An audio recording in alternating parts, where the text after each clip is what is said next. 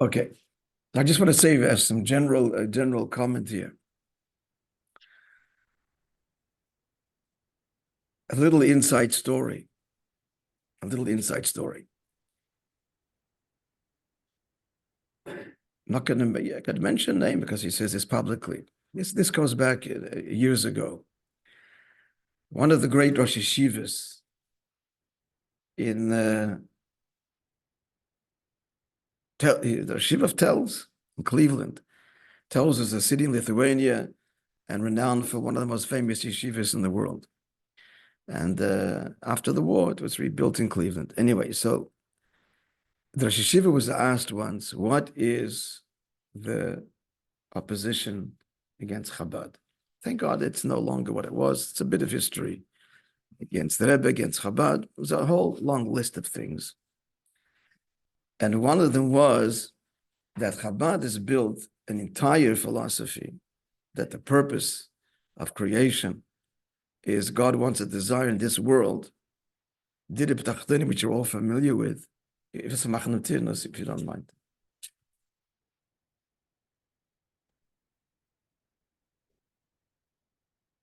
So they build a whole worldview, a whole philosophy. This line that Hashem desires to have a dira b'tachtonim is a line, in one line, at 5 words, in Medrash. It happens in Medrash Tanchuma Parshat Nosai. It happens to be the longest midrashic commentary on any parsha. It's one line in hundreds and thousands, tens of thousands, and you build a whole. That's ridiculous, because till Chassidus, till Chabad, as said overtly in Mishnayos and Pirkei Avos, the whole point that we're here is to earn a place in Olam Haba. Prepare yourself in this world. It's an antechamber, says Rabbi Yaakov in Pirkei Avos, to enter into the palace, which is Olam Haba. It's all to accumulate zechutim, merits. This is all the ethical works, the Musar works, even the Talmud. It's about Olam Haba. And here, this whole, no, not Olam Haba. It's about dira b'tachtonim, and you build this and change everything radically, and a whole revolution based on one line. So that's one of the complaints. You heard this? They expressed it this way.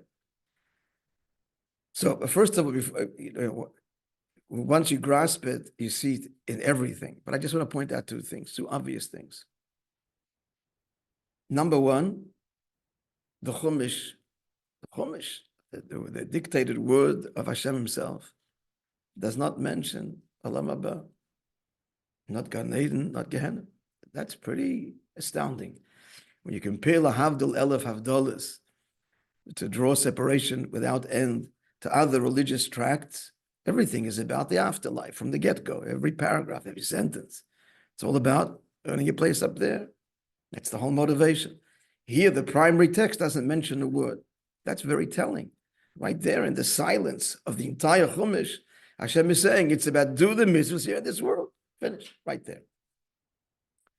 Secondly, is the Mishkan. The one subject that dominates the Torah far beyond any other subject is the Mishkan. It's the entire remainder of the book of Shmois. The entire Vayikra revolves around what was offered in the Mishkan and much of Bamidbar and good parts of Dvarim. So what's the Mishkan? The Mishkan is God's home on earth. V'asi the Mishkan v'shachanti b'soicha. That's not what we're doing. So right there, you can see, staring you in the face, that the whole purpose is the dwelling place for God here in this world.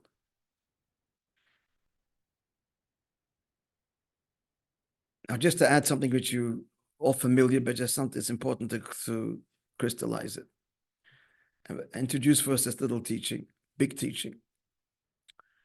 When Hashem gives the Torah to Yidden, so he tells Moishe Rabbeinu to tell the Yidden that you are going to be for me Am Sgula, a treasured nation. 3 things, 3 descriptions. Mamlechas Koyanim, a kingdom of priests, Goy Kodesh, a holy people. Am Sgula, a treasured nation. We call from all the nations of the world. So Rashi means, what is this? Rashi, a classic comment, explains what does Am Segula mean? Like a treasure that the king keeps hidden away. That's how you are to me. So the Rebbe asks, a treasure hidden away, why not give the metaphor of, let's say, the crown jewel that the king wears on his head? You're my crown jewel. Strong words that are hidden. Toma, that's hidden. Am I hidden? Describe the Jewish people as this, as the crown jewel of the crown. You understand the question? So it's a very deep answer. And the deep answer is the crown jewel has a function. It's the crown jewel, so let's make the crown the crown. It's the symbol of the whole state. That which is hidden away, nobody sees. So what's Rashi saying? A Jew is not a means for an end. You are not a means for an end. You are the essential purpose. Because classically it wasn't understood this way. We're here as a means for an end in order to do Torah mitzvahs. In order to get reward, to do Torah mitzvahs. Service of God was classically understood. Avoda, serving of God, is we're here to serve God, so we're a means to achieve an objective, a purpose. Even when Chassidus explains that the purpose is to make this world a dwelling place for God, so we're the agents by which to do that. What the Rebbe has revealed now within Chassidus is that it isn't about the home, it's you. It's God desires a relationship with you, and everything else serves that, not you serve the purpose. You are the objective. And that's the reason why it's not the crown jewel, but the king's private little treasure. It's you, essentially, that I desire. How am I going to be one with you? Send you down to the world on this great mission to fix the world. I don't care about the world per se. But when you fix the world, then you and I become one. It's you that's the objective. This is the Rebbe's, and all of his discourses, lays bare within that it's about this world and it's about God's desire. What is the objective? You.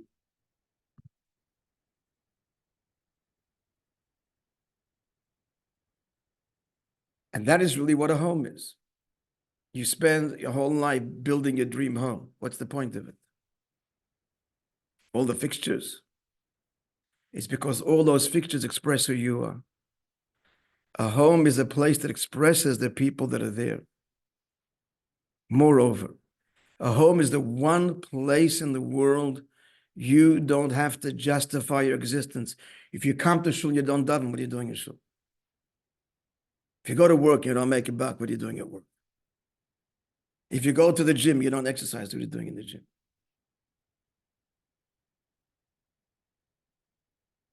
If you're getting in your car and you're not going somewhere, what are you doing in your car? Everything we do is all a means. There's one place in the world where you should not have to justify your existence, and that's your home. When your kid has to feel from you, and I love you, that's what a home is, where they get this love, not because you're smart, you're clever, you did well in school, you're a good kid. No, because you are my child, because you exist. A home nurtures the essential, not means for an end, truth. If we don't have that, we are fundamentally eroded as human beings.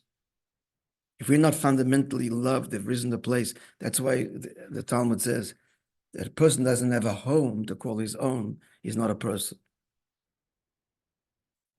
You live in a gilded hotel, the 7-star hotel in Dubai. Beginning, it's nice, but if you have to live the rest and you can't change anything, you'll develop the deepest neurosis, because nothing of this expresses me. This is not somebody else, beautiful taste they have. I like it. But it's not me. I would move this, and I can't move anything. It's a prison. In the end will become a terrible prison.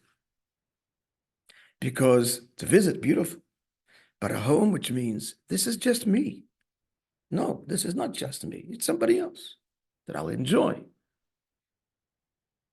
So a home is where, again, you are loved, not because you exist. And that's what God is saying. Make this world a home for me. I want you to reveal, this is what we're here for, to reveal how we are one with the Eibishter in the deepest way. And the whole world should reflect that. Like a home reflects every detail of your home, says Stephen, and says your wife's name. That's what it says. You go into your kid's room. The Rabbi says each kid should have his own room. Everything should express, that's this kid. That's the world. The world is the dir. The whole world should reflect Yidden and the Eibishter are one. How do we do that? By coming down to the world and being a light unto the nations and Torah mitzvahs and B'seres Nefesh, sacrifice and tshuva, and it's a big task. But at the end, it's all for one thing, to reveal that all Jews are one with each other and all Jews are one with Hashem. That's a home. The family unit is one. They're all one. And this whole building reflects that. That's Mashiach. The building is every human being on the planet. And they'll all reflect and sparkle and applaud. We're happy to be part of, and reflect and celebrate this unique relationship that God has with Neshamas Yisrael, because they're all a part of Him, and they are the objective, and they're all the means. Everything else is in order to reflect that. Indeed, I couldn't find it, but I have it on my phone. Someone sent me. This guy's a blogger, and he has tens of thousands of followers. I'm telling you, I watched this. I thought it was a Jew, because he has, I can believe, Jewish features a little bit. Maybe, who knows, maybe he is. And like, it's a comedy. The end's going to be, like, this is really funny. And the end is going to be, because comedians are sarcastic, and comedies, they lead you one way, in the end, boom, that's where that's funny part comes out the end. I thought, this is where this is going. Finish it. No, dead serious. He's ranting. Comedians rant. The new kind of comedian is they rant. You know what he says? He's a rabid anti-Semite. And he says, what makes them nervous about the Jews? He said, there's no people on the planet like this. What happens to a Jew somewhere in the world, they're all affected. They have this mystical bond that no human beings, Christians, Muslims don't share. Two Christians are saved somewhere in the who knows where, the whole Christian world is celebrating. I don't even know about like Gezerut. The Jews. This is not worldly. People aren't connected this way. There's something about them. And it says it crosses cultural divides. Ashkenaz, Sfarad, it crosses cultural, political. They disagree, argue, Jews argue about everything. But they share this bond that is, this is not natural. This is for him devilish, satanic. What's this bond that they all share, no matter what? He even says, and the Natura character, the anti-Zionists, it's all a front. He says they I don't know what the words they use there. They're protecting the Jews. I don't know how he got to that, which was nice. So I thought it really says a great comedy, and then he says, that's number one, that make him nervous. Number two, he says, they're after you. They are after you. They've got designs on you. Stop deluding yourself. They want to control the planet. Now, there are other videos where he calls for the gassing of all Jews. Depends on his mood. This particular one, they have to be removed from all positions of power. A little tone down the rhetoric a bit. So but that's what he says. I want to tell you something. What he says is 100% true. And that's the only way we're going to defeat anti-Semitism, is by embracing this. Yep, you hit the nail on the head. Jews have a neshama, a special neshama. I'm not saying better or worse, but we all come from one source, and we have this kinship. and it's otherworldly. You're right. The neshama is a part of Hashem. It's not part of creation. The neshama is a chelik. It's this treasure that the king keeps. It's not part of the whole state, the whole Medina. It's not. It's the king's personal treasure. Now, let me finish what I'm going to say. Let me have to say these words. We've got to just live it. That's number one. Embrace our Jews. Stop pretending we're like everybody else. They don't buy it. Just makes this guy more and more nervous. The more the more devious we become, the more untrustworthy, because they're sensing boom, boom, the neshama pulses out. No, there's something else. You look Canadian, Australian, and French, and German, and Polish. No, you're not. So it makes us very suspect. You can't trust a Jew. Fundamentally, because here is one thing is projecting. I'm getting something else. And the second thing, you have designs on me. We've got to embrace that too. You're right. You're sensing something true. I don't want your money. I don't want your daughters. I want you to live a godly life. I want you to know you're made in God's image. And all the teachings of Judaism, goodness and kindness. If we embrace that, not through speeches, but by living it, first of all, psychologically, the best way to defeat your enemy is not you're wrong, but you're right. What's what I'm looking for? When one validates, and the whole world screaming this. The whole world that has the Jews by here screaming this. You're different, you want something. You're all responsible for each other. So the time now is to embrace this. You're right on both accounts. And how do we do this? By our simple behavior. We don't have to not preach and say anything.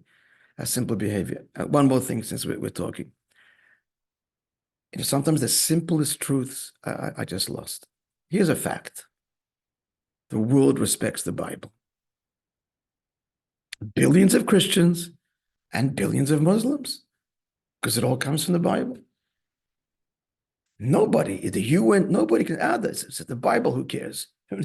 You don't have to believe in it. This is a document that by all accounts is thousands of years old, authored by God, not whatever you want. No one can dismiss it. I'm asking a simple question. And this actually happened, the original Lord Peel commission with Ben Gurion and Lord Peel. You know the story. We've told the story. Rabbi Lau told the story in Shar Shemayim, and subsequently asked Ben Gurion point blank, is it true? And he told Mr. Ben Gurion, he says, Emes v'yatziv, it actually happened. Without repeating the whole story, the British made a commission to decide whether to make it a Jewish state or not. I heard both sides. The argument. In the end, Lord Peel was the head of this commission, asked Ben Gurion, I just one simple question, where do you come from, he says. He comes from Polotsk it's never heard of, where's that in Poland? These people are living here for centuries. You're coming and claiming it's yours. Do you have a title? You have a document. He says, yeah. On the table there's the Chumash and the after the Korah. He opens up and reads from Genesis. God says to Avram, I'm giving this land to Yitzchak, your son, forever. Thank you, says Lord Peel. Case closed. That if we would marketing, if every speech would begin with this quote from the Bible, beginning and end, I'm telling you, there's no one. No, it's not. But as he cleverly said, Rabbi Lau, to Ben Gurion, like, so you're telling me that in the end, that was the only argument that Lord Peel accepted. The Bible says it belongs to the Jewish people. So Rabbi Lau says to him, it says other things in the Bible also. We cannot just tout this verse if we're not going to live up to the other ones. They're not going to respect us. That's the root. If we respect, he says, he told me Yom Kippur, he says, Pesach, then we tout this verse.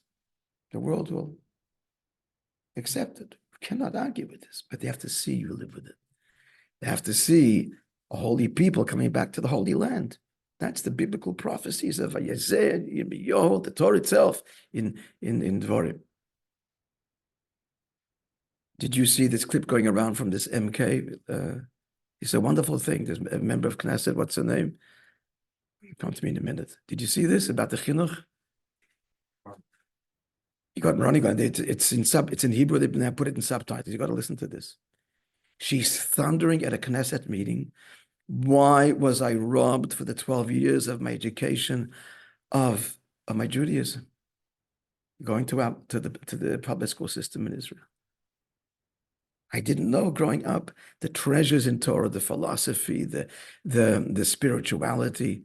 To me, Judaism is yes, basas on Shabbos, not basas on Shabbos, and whether the hospitals, yes, it's not. It's in other words, all these restrictions. Why was it robbed from me in my whole generation? And she says that most teachers now are clamoring. We need more. We need to bring Judaism back to. So this is really happening now. It's a reclaiming of our Jewish identity, of why we're here. Of that's simple verses. I'm a happy teacher. She says the majority of teachers are saying, and she says, what made her realize this? What's happening in Gaza now? There's a spiritual awakening amongst the soldiers. I mean, you come from completely secular backgrounds. They want tefillin and they're davening, and the religious soldiers, the guy they're looking to and the inspiration. We robbed them from this. We starved them for it. And that's the motivation. I've also heard another speakers, look at the other side. They're so full of passion and faith. Allah Akbar, ready to die, and there's more coming, there's more coming. Where's our? Time to reclaim it. All right, friends. So we didn't get to next week I'm in Maryland, leaving Thursday, and I'll be in Seattle. So we'll do it on Zoom. We'll be in touch.